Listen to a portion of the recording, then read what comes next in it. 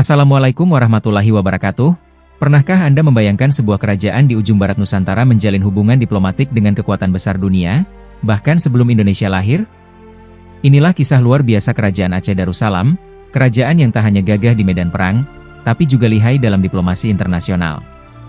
Ketika bangsa lain sibuk berebut tanah jajahan, Aceh justru tampil sebagai kekuatan diplomatik yang dihormati.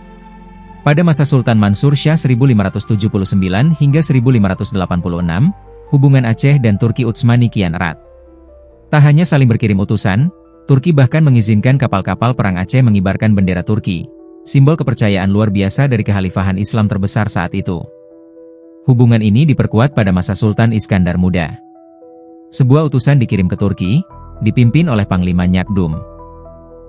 Dalam kepulangannya, ia membawa serta 12 perwira Turki ahli militer, dan sebuah meriam besar bernama Meriam Ladasi Cupak, sebagai hadiah dari Sultan Turki. Namun, diplomasi Aceh tak berhenti di situ. Pada tahun 1825, Duta Luar Biasa Aceh, Tengku Said Muhammad Abdul Qadir, menghadiri penobatan Napoleon III di Paris. Ia membawa hadiah permata dari Aceh dan sebagai balasannya, sang Kaisar Perancis menganugerahkan sebilah pedang bertatahkan permata. Ini bukan sekadar simbol, tapi pernyataan bahwa Aceh diakui sebagai kerajaan merdeka di mata dunia. Ketika ancaman Belanda semakin dekat, Aceh mencoba menjalin perjanjian dengan Amerika Serikat melalui konsul Studer di Singapura. Rencana perjanjian itu sudah disusun, namun belum sempat ditandatangani. Belanda lebih dulu menyatakan perang pada 26 Maret 1873. Sejak saat itu, konflik berdarah tak terhindarkan. Tapi Aceh tidak hanya menjalin hubungan dengan bangsa Barat. Di Kepulauan Nusantara, Aceh juga membentuk persekutuan militer dengan Jepara, kerajaan Islam yang kuat di pantai utara Jawa. Jepara saat itu dipimpin oleh Ratu Kalinyamat, istri dari Pangeran Hadiri, seorang ulama asal Aceh bernama asli Teungku Taib. Teungku Taib mengembara dari Aceh ke Tiongkok hingga akhirnya tiba di Jepara.